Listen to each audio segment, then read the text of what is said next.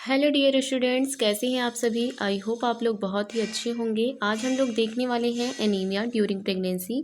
ये NM second year का part है, जिसमें कि ये यूनिट है गर्भावस्था के दौरान एनीमिया। आप देख सकते हैं कि अगर आपने मॉडल पेपर भी देखा होगा तो उसमें भी ये क्वेश्चन आया हुआ था। तो आज आपको मैं डिटेल में बताने वाली हूँ कि क्यों होता है, कैसे होता है, इसके क्लासिफिकेशन क्या होते हैं, इसके कॉजेज़ क्या होते हैं, कॉम्प्लिकेशन क्या होते हैं। तो इसको जानने के लिए आप वीडियो के अंत तक बने रहिए। चलिए स्टार्ट करते हैं। जैसे कि एनीमिया जो होता है ड्यूरिंग प्रेगनेंसी की बात करें तो भारत जैसे विकासशील देशों में गर्भावस्था के दौरान एनीमिया एक मेजर हेल्थ प्रॉब्लम है। जैसे कि अगर हमारा जो देश है भारत एक विकासशील देश है। अच्छा, विकासशील और विकसित देश में क्या अंतर होता है, थोड़ा सा आपको जीके के पार्ट में लेकर चलती हूँ। तो विकासशील देश ऐसा देश होता है जहाँ पे विकसित होने के लिए देश विकसित के ऊपर आने वाला रहता है। मतलब जैसे कि विकासशील मतलब विकास के क्षेत्र में लगा हुआ देश निरंतर प्रयत्न में लगा है कि वह विकसित बन जाए, तो ऐसे देश को विकासशील देश कहते हैं, जिसमें भारत वगैरह आते हैं। ठीक है। और जो विकसित देश होते हैं जिनमें विकास पूर्ण रूप से हो चुका है, ऐसे देश को विकसित देश कहते हैं। जैसे कि हमारा अमेरिका हो गया, चीन हो गया, ये सब विकसित देश के अंतर्गत आते हैं। तो भारत जैसे विकासशील देशों में गर्भावस्था के दौरान एनीमिया एक मेजर हेल्थ प्रॉब्लम है। मेजर हेल्थ प्रॉब्लम क्यों है? क्योंकि यहाँ पे लोगों को खाने के लिए अच्छे तरीके से नहीं मिल पाता, आयरन की डिफिशियंसी रहती है। जो गरीब परिवार से लोग रहते हैं वो अच्छे तरीके से प्रेगनेंसी के दौरान अपने हेल्थ का केयर नहीं कर पाते, जिसकी वजह से एनीमिया होता है। इसीलिए यहाँ पे क्या है कि एक मेजर हेल्थ प्रॉब्लम बना हुआ है। हमारे देश में लगभग 2/3 गर्भवती महिलाएं एनीमिया का शिकार होती हैं। एनीमिया का शिकार होने का कारण यही है कि खान पान अच्छे तरीके से ना हो पाना। और यहाँ पे 2/3 महिलाएं जो होती हैं वो एनीमिया से शिकार हो जाती हैं, क्योंकि उनका खान पान अच्छे तरीके से नहीं होता। अब देखिए, जब यहाँ पे गरीबी है, भारत जैसे देश में गरीबी है, तो गरीबी रहेगी तो इंसान खाने को नहीं पाएगा अच्छे तरीके से। और आप जानते ही हैं कि गर्भावस्था में क्या होता है कि खाने की अत्यधिक मात्रा कैलोरी को बढ़ाना पड़ता है। लेकिन बढ़ाने को कौन कहे, जब गरीबी है तो कभी एक टाइम मिल रहा है खाना, एक टाइम नहीं मिल रहा है, तो जाहिर सी बात है कि एनीमिया होने के लक्षण होंगे ही होंगे। इसके अलावा एनीमिया जो होता है गर्भावस्था के दौरान होने वाला उत्पन्न सबसे कॉमन हीमेटोलॉजिकल विकार है। एनीमिया गर्भावस्था के दौरान होने वाली कुल मैटरनल डेथ में से कितना % होता है? तो कुल मैटरनल जो डेथ होती है, नेक्स्ट आगे देखते हैं। 1 सेकेंड। तो कुल मैटरनल डेथ में से लगभग 20% डेथ के लिए प्रत्यक्ष या अप्रत्यक्ष रूप से जिम्मेदार होता है। मतलब 20% जो माताओं की डेथ होती है प्रेगनेंसी के दौरान, वो किस वजह से होती है? वो एनीमिया की वजह से ही होती है। WHO के अनुसार क्या है कि WHO क्या कहते हैं? अच्छा, WHO क्या होता है? तो WHO एक वर्ल्ड हेल्थ ऑर्गेनाइजेशन, एक संस्था है जिसका हेडक्वार्टर जो है जिनीवा स्विट्जरलैंड में है। WHO के ही द्वारा क्या कहा जाता है कि जो भी चीज़ें होती हैं वो WHO ही निर्धारित करते हों, उसी की परिभाषाओं को अन्य देश भी मानते हैं और हमारा देश भी मानता है। हमारा देश WHO के अंतर्गत एक सदस्य है। जब गर्भावस्था के दौरान महिला हीमोग्लोबिन जो देखिए जो जब गर्भावस्था के दौरान जो महिला होती है उसका जो हीमोग्लोबिन होता है, हीमोग्लोबिन की मात्रा जो होती है वो जब 11 GM/DL से कम होता है, तो यह स्थिति क्या कहलाती है कि गर्भावस्था के दौरान यही स्थिति एनीमिया कहलाती है। यही स्थिति क्या कहलाती है? एनीमिया कहलाती है। 11 ग्राम/DL से अगर कम होता है तो क्या होता है कि एनीमिया। लेकिन हमारे देश में ऐसा नहीं है। हमारे देश में जैसे WHO ये बता रहा है, लेकिन हमारे देश में क्या माना गया है कि भारत में गर्भावस्था के दौरान हीमोग्लोबिन का जो स्तर होता है वो 10 ग्राम/DL से कम होने पर ही इस स्थिति को एनीमिया कहते हैं। मतलब भारत में WHO ने तो कहा है 11 ग्राम, लेकिन हमारा देश जो मानता है वो 10 ग्राम/DL से कम अगर होता है क्या हीमोग्लोबिन की मात्रा, तो उसमें हम एनीमिया की कंडीशन में रखते हैं। अच्छा, एनीमिया का जो क्लासिफिकेशन है वो कितने रूपों में किया गया है? तो एनीमिया का जो क्लासिफिकेशन है वो मुख्यतः 2 रूपों में किया गया है। एक फिजियोलॉजिकल एनीमिया, जो आप देख सकते हैं कि फिजियोलॉजिकल एनीमिया, और दूसरा है पैथोलॉजिकल एनीमिया। अभी आप लोग बिल्कुल भी परेशान मत होइएगा। फिजियोलॉजिकल एनीमिया और पैथोलॉजिकल एनीमिया ये क्या होता है, एक एक को अच्छे तरीके से डिस्कस करके ही हम आगे बढ़ेंगे। पहले आप ये क्लासिफिकेशन को अच्छे तरीके से देखिए कि किस तरीके से क्लासिफिकेशन हुआ है। मन करे तो आप भी अपने नोट्स में चार्ट भी बना सकते हैं।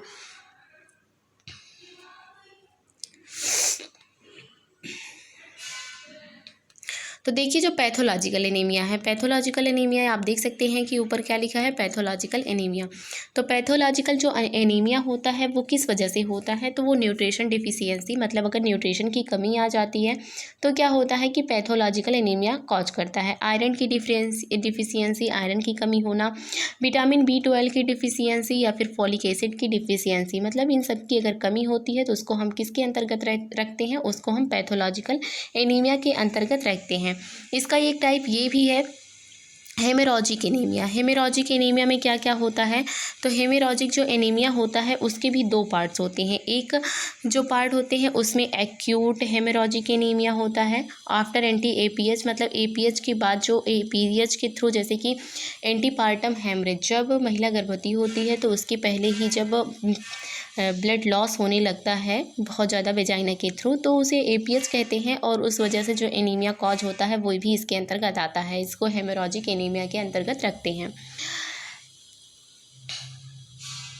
और एक्यूट एनीमिया मतलब क्या होता है, एक्यूट हेमोरॉजिक एनीमिया मतलब अभी तुरंत ही, अगर जैसे कि 1 वीक से स्टार्ट हुआ है हेमरेज, ब्लड लॉस होना किसी भी तरीके से, तो उसको ही भी हम किसके अंतर्गत रखते हैं, हेमोरॉजिक एनीमिया।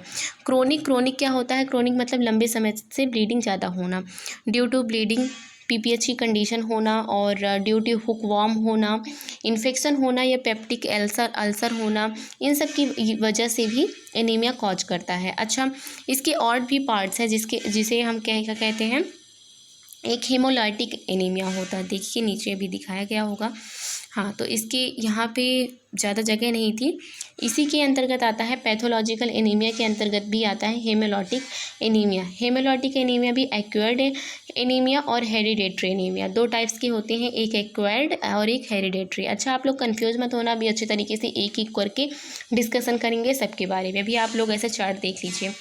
तो अगर हो जाता है immunolytic anaemia due to infection such as malaria, TB, जैसे इन सब की वजह से अगर एनीमिया भी हो जाता है।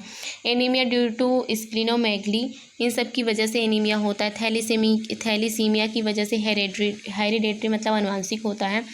And sickle cell anaemia and hereditary spherocytosis anaemia, glucose 6 phosphate या डिहाइड्रोजिनेसिस डिफिशियंसी, इन सब की वजह से जो एनीमिया होता है। और अदर काजेस में देखे जाते हैं एप्लास्टिक एनीमिया। अब इन सबको हम एक एक करके अच्छे तरीके से डिस्कस करते हैं कि क्या क्या होता है, कैसे होता है, क्यों नहीं होता है, ये सब क्या होते हैं, ठीक है। तो सबसे पहले हम बात करते हैं कि फिजियोलॉजिकल एनीमिया। तो फिजियोलॉजिकल एनीमिया जो होता है, ब्लड वॉल्यूम में लगभग 30 से 40% की वृद्धि होती है। जो ब्लड वॉल्यूम होता है, इसमें क्या होता है कि गर्भावस्था के दौरान कुल ब्लड वॉल्यूम में लगभग 30 से 40% की वृद्धि, और प्लाज्मा वॉल्यूम जो होता है, प्लाज्मा होता है में लगभग 40 से 50% की वृद्धि हो जाती है। इसके विपरीत ही क्या होता है कि लाल रक्त कणिकाएँ जो RBC जिसको कहते हैं, कि आयतन में लगभग 20 से 25% की वृद्धि हो जाती है, तथा हीमोग्लोबिन की कुल मात्रा में वृद्धि लगभग 18 से 20% की हो जाती है। इस प्रकार स्पष्ट होता है कि गर्भावस्था के दौरान बढ़ने वाले ब्लड वॉल्यूम तथा प्लाज्मा वॉल्यूम के अनुपात में RBC तथा हीमोग्लोबिन की मात्रा नहीं बढ़ती है। कारण क्या होता है, हीमोडिलेशन की स्थिति उत्पन्न हो जाती है, जिसके फलस्वरूप जो HB लेवल होता है उसका प्रतिशत गिर जाता है, तो और महिला एनीमिक हो जाती है। मतलब आपने देखा कि जो ब्लड वॉल्यूम होता है वो 30 से 40% बढ़ रहा है, प्लाज्मा वॉल्यूम 40 से 50% बढ़ रहा है, RBC 20 से 25% तथा जो HB लेवल है वो 18 से 20% की वृद्धि होती है के दौरान होती है। HB और RBC की भी ब्लड वॉल्यूम और जितना प्लाज्मा वॉल्यूम बढ़ रहा है उतनी ही वृद्धि होनी चाहिए, लेकिन उतना नहीं होता है, तो इसी वजह से महिला क्या होती है कि एनीमिक हो जाती है। अब नेक्स्ट बात करते हैं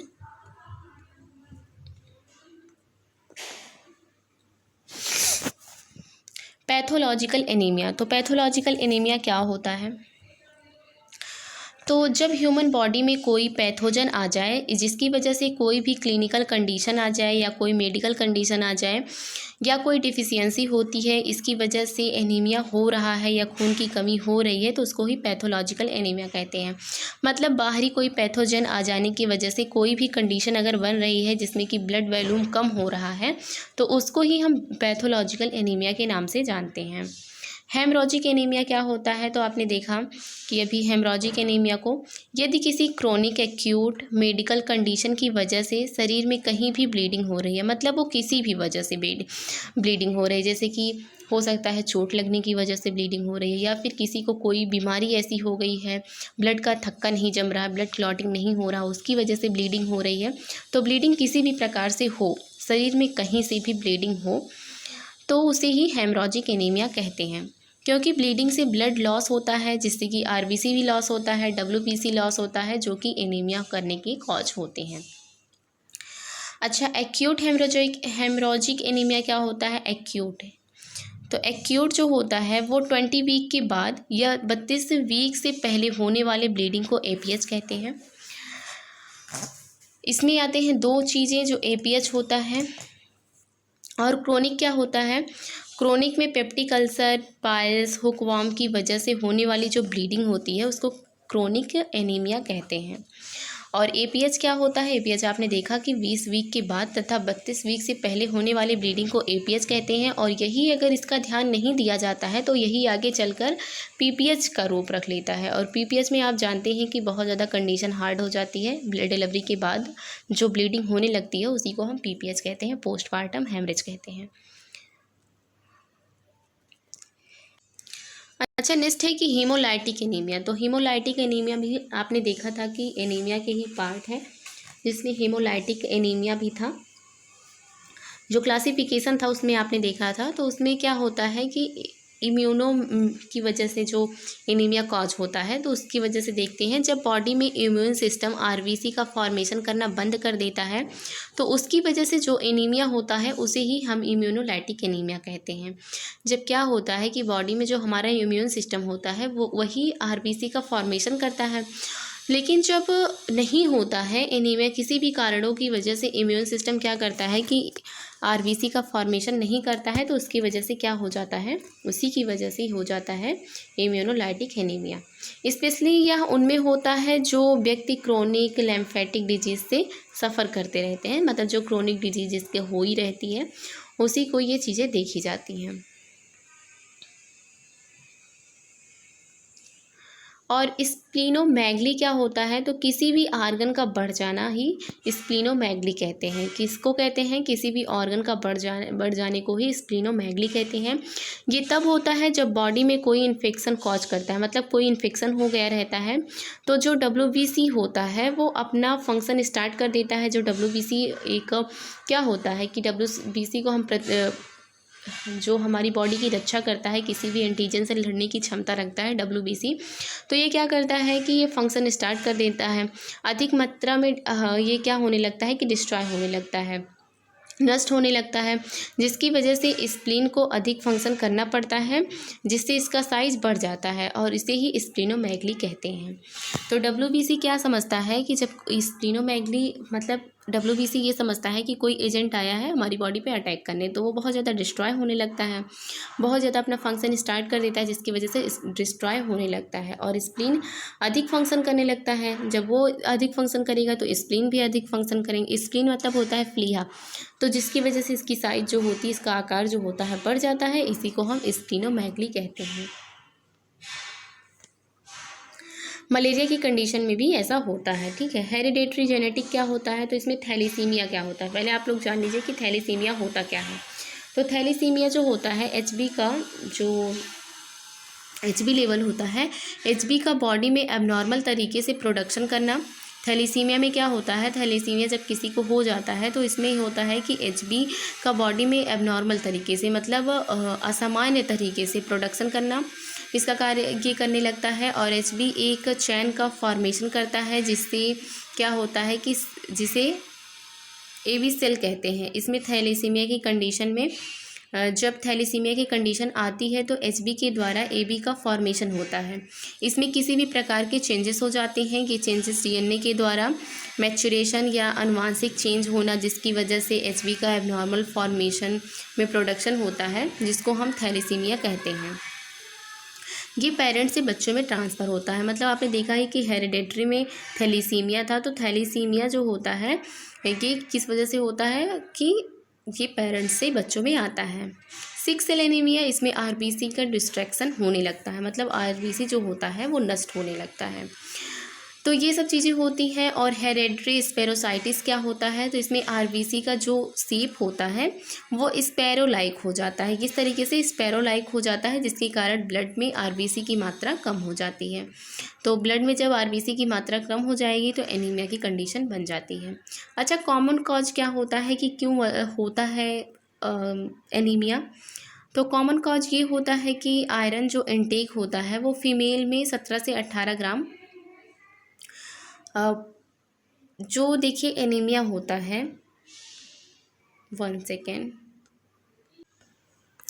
तो देखिए इसका जो कॉमन कारण होते हैं ना, जैसे कि आयरन की डिमांड का बढ़ जाना। गर्भावस्था के दौरान क्यों होता है एनीमिया, इसको समझ लीजिए। तो आयरन की डिमांड जो होती है वो गर्भावस्था के दौरान बढ़ जाती है। गर्भावस्था के दौरान आयरन की डिमांड बढ़ जाती है। महिला द्वारा ली जाने वाली जो डाइट होती है उसमें पर्याप्त आयरन नहीं मिल पाता, जिसकी वजह से ये होता है।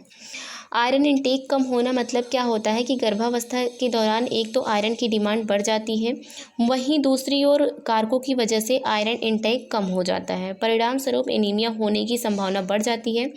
इसमें जैसे कि अच्छे तरीके से आहार न लेना, कमज़ोर सामाजिक आर्थिक स्थिति मतलब वही गरीबी होना, और गर्भावस्था के दौरान जी मचलाना या फिर वोमिटिंग होना। बार बार वोमिटिंग हो रहा है तो महिला जो भी खाना खाती है वो पच नहीं पाता, जिसकी वजह से क्या होता है कि एनीमिया हो जाता है। और क्या होता है कि स्वास्थ्य स्थिति के बारे में, जैसे कि यदि गर्भावस्था की पूर्व महिला एनीमिक होती है या संचित आयरन में मात्रा आयरन की कमी होती है तो गर्भावस्था के दौरान एनीमिया होने की संभावना बढ़ जाती है। जैसे कि जो फीमेल है वो पहले से ही एनीमिक है, पहले से ही कमज़ोर है, तो पहले ये क्या करना है कि पहले उसको अच्छे तरीके से अपनी बॉडी को मेंटेन करना है, अच्छे तरीके से अपना ख्याल रखना, उसके बाद प्रेग्नेंट होना है। लेकिन अगर फीमेल पहले से ही एनीमिक है, पहले से ही कमज़ोर है, फिर वो प्रेग्नेंट हो जाती है तो कंडीशन देखा जाता है कि वो एनीमिया के कंडीशन में आ जाती है। गर्भावस्था के दौरान ब्लीडिंग संबंधित डिसऑर्डर जैसे कि प्लेसेंटा प्रीविया होना या फिर एब्रेप्सियो प्लेसेंटा, ब्लीडिंग पाइल्स, या फिर मतलब ऐसी कोई भी जो बीमारी होती है जिसकी थ्रू ब्लड लॉस होता है, ऐसी कोई बीमारी हो जाती है अगर प्रेगनेंसी के दौरान, तो भी देखा जाता है कि एनीमिया हो जाता है। गर्भावस्था के दौरान फॉलिक एसिड, विटामिन B12 आदि की कमी से भी एनीमिया हो सकता है। महिला का कम अंतराल पर बार बार प्रेग्नेंट होना, जैसे कि अगर कोई महिला प्रेग्नेंट हुई है, अभी उसको 2 साल भी नहीं है, जैसे कि एक अगर गर्भावस्था होती है, कोई महिला प्रेग्नेंट एक बार होती है तो उसको कम से कम 2-2.5 साल का तो अंतर रखना चाहिए, कम से कम। और अगर चाहे तो 3-4 साल का रख सकती है, अच्छी बात है, लेकिन कम से कम 2 साल का तो गैप रखना ही चाहिए। लेकिन क्या होता है कि कभी कभी फीमेल होती हैं वो, जैसे कि बेबी डेवलप हुआ, उसके बाद क्या हुआ, 3-4 महीने के बाद फिर वो प्रेग्नेंट हो गई, तो उनकी बॉडी अभी पहले से ही अच्छे तरीके से वीक है, फिर अच्छे तरीके से वो हो नहीं पाई है, वो पूरा अपना तरीके से फंक्शन स्टार्ट नहीं कर पाया तब तक, फिर वो प्रेग्नेंट हो गई, तो फिर एनीमिक जायज़ सी बात है, अगर अच्छे तरीके से थोड़ा सा भी लापरवाही तो एनीमिया की कंडीशन बन सकती है। मल्टीपल प्रेगनेंसी, तो प्रेगनेंसी के दौरान आयरन डिमांड लगभग इसमें 2 गुना हो जाता है। जब मल्टीपल प्रेगनेंसी होती है, मतलब एक साथ बहुत सारे एक दो बच्चे होते हैं, ट्विंस बेबी होते हैं, तो उसमें ज़्यादा डिमांड बढ़ जाती है, तो उस वजह से भी क्या होता है कि एनीमिया की कंडीशन हो जाती है। और आयरन की कमी से होने वाली एनीमिया, तो इसकी कॉम्प्लिकेशन की पहले बात कर लेते हैं।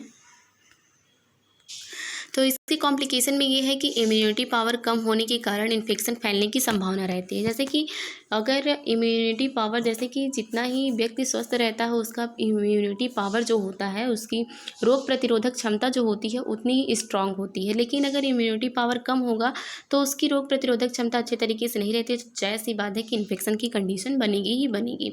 इसमें कार्डियक फेलियर या प्रीटर्म लेबर भी कंडीशन होती है। प्रीटर्म लेबर मतलब बच्चे का जन्म से जो समय होता है उससे पहले ही जन्म हो जाना, अधिक थकान तथा कमजोरी फील करना, PPH हो जाना जिसको पोस्टपार्टम हेमरेज कहते हैं, हल्की सी चोट में शॉक उत्पन्न होना, अगर हल्की सी चोट लगती है तो शॉक की कंडीशन बन जाती है।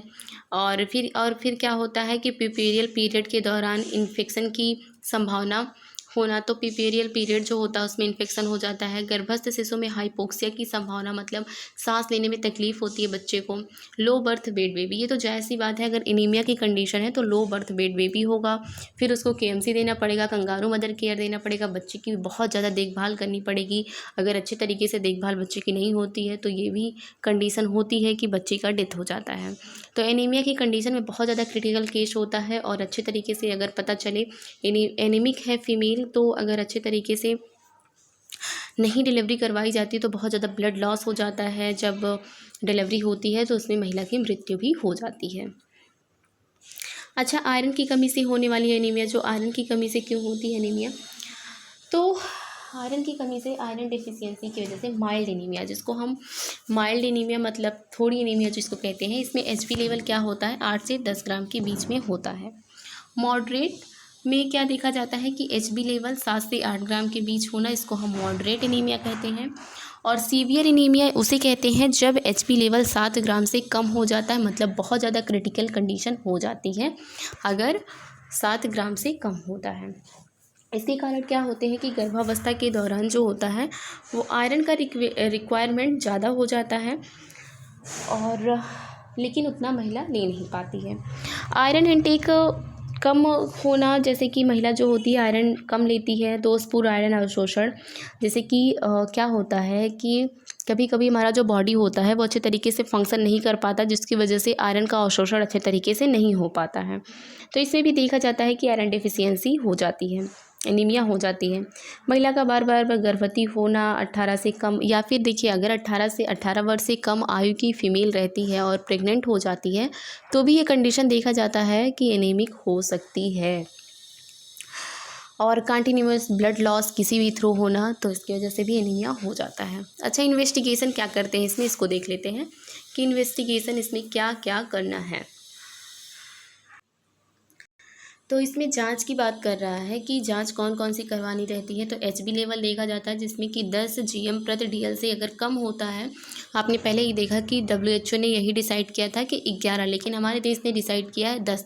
तो इससे अगर कम होता है तो क्या होता है कि कंडीशन एनीमिया की रहती है।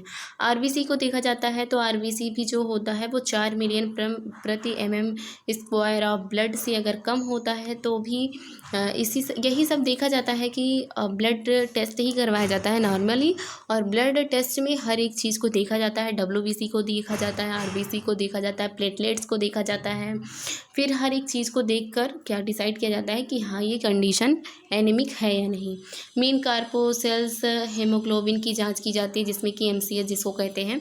तो 25 पिकोग्राम होना चाहिए। 25 पिकोग्राम से अगर कम होता है तो क्या होता है कि कंडीशन एनीमिया की मानी जाती है। नॉर्मल कितना होता है, 37 से 32 होता है।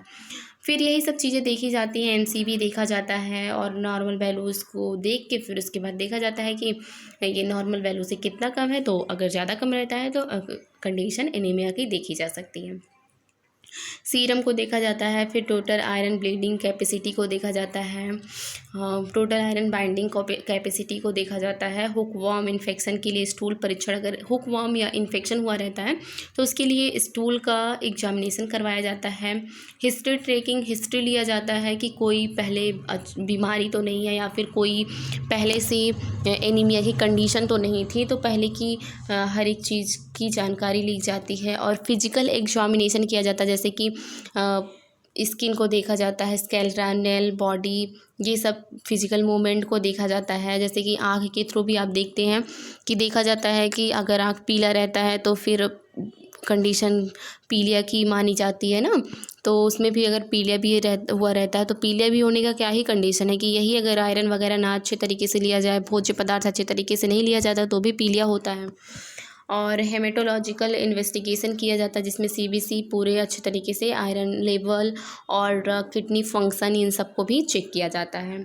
और यूरिन टेस्ट किया जाता है, बोन मैरो का बायोप्सी किया जाना चाहिए।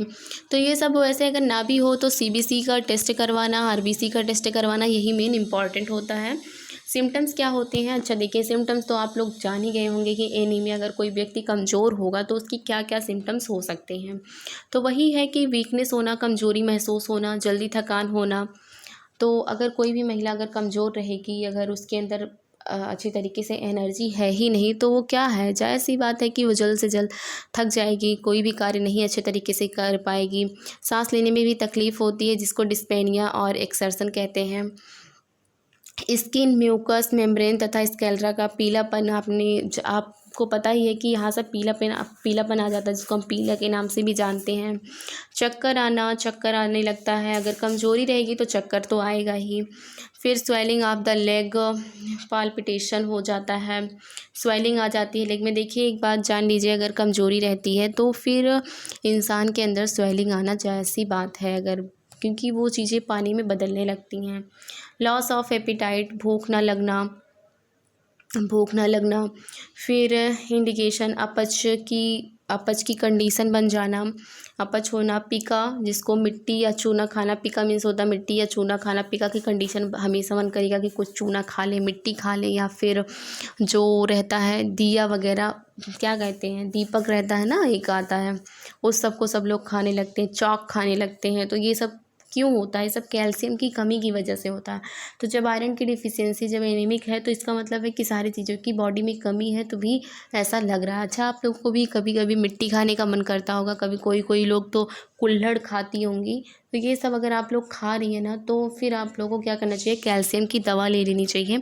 आप कैल्शियम की दवा खाएंगी तो उसकी वजह से फिर थोड़े दिन तक खाएंगी जब ना, तो आपको खुद ही नहीं खाने का मन करेगा।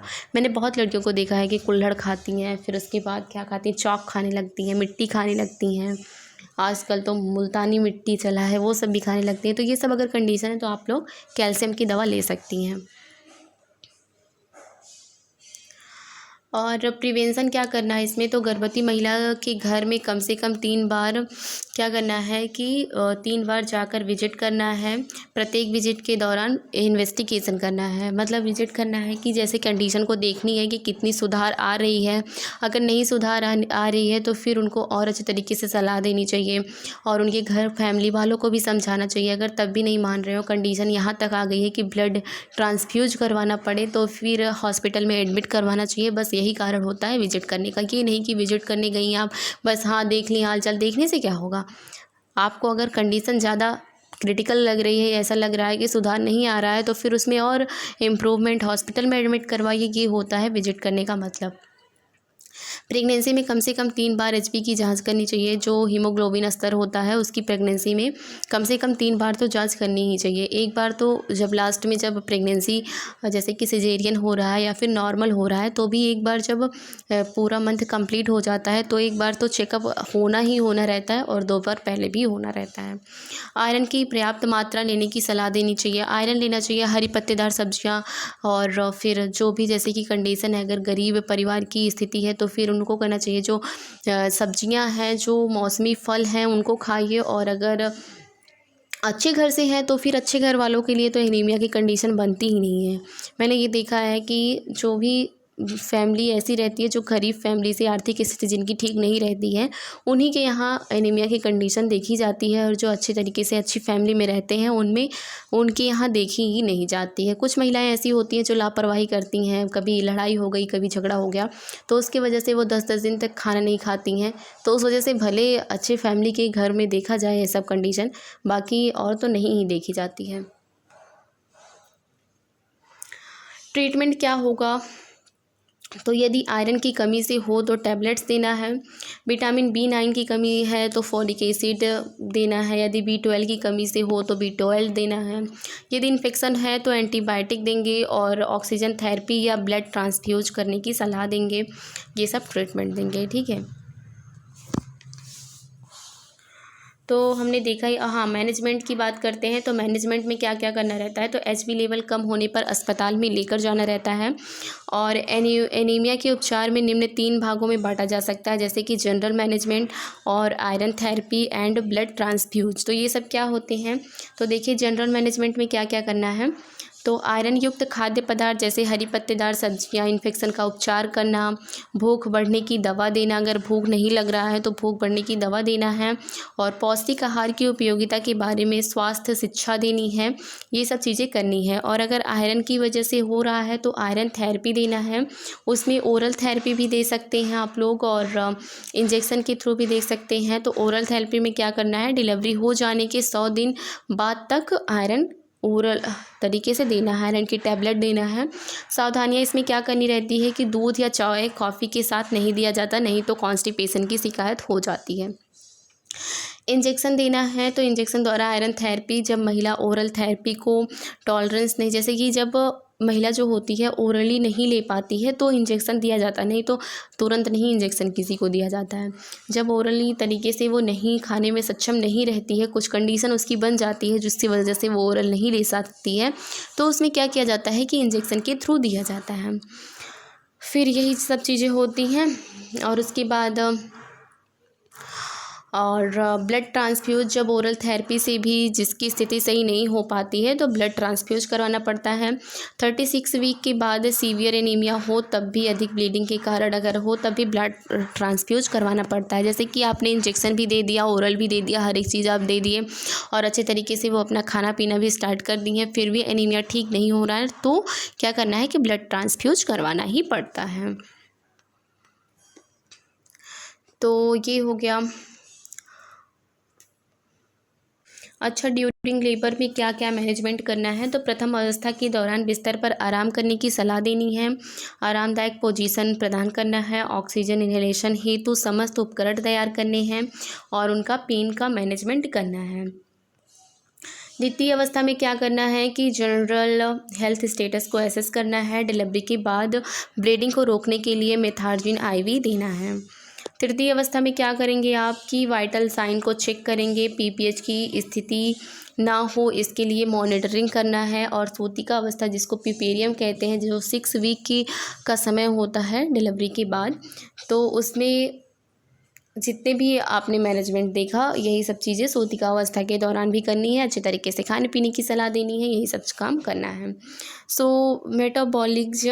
मेटाब्लास्टिक एनीमिया क्या होता है इसको भी जान लीजिए। तो मेगाब्लास्टिक जो एनीमिया होता है वो फॉलिक एसिड तथा विटामिन B12 की कमी से होता है, परंतु B12 की कमी की संभावना बहुत कम रहती है। अच्छा, ये एक चीज़ है ना कि हमारी बॉडी में B12 की लगभग बहुत कम ही देखा जाता है कि कमी हो, B12 की जल्दी कमी नहीं होती है, अतः फॉलिक एसिड की कमी से ये होता है। तो इसमें क्या किया जाता है, फॉलिक एसिड की कमी अगर होती है तो फिर दिया जाता है। तो मेगाब्लास्टिक एनीमिया फॉलिक एसिड या B12 की कमी से ही होता है, ठीक है। तो ये रहा B12 का अच्छा रासायनिक नाम क्या होता है, आप लोग कमेंट बॉक्स में बताइएगा। और फॉलिक एसिड को कौन सा विटामिन कहते हैं, चलिए ठीक है, विटामिन B12 को मैं बता देती हूँ। B12 को हम कहते हैं साइनोकोबालिम। अब फॉलिक एसिड किसको कहते हैं आपको ये कमेंट बॉक्स में बताना है। और आई होप आप लोग को वीडियो अच्छी लगी होगी, अच्छी लगी हो तो लाइक करें और नए हैं चैनल पे तो प्लीज़ चैनल को सब्सक्राइब करें। Thanks for watching the video.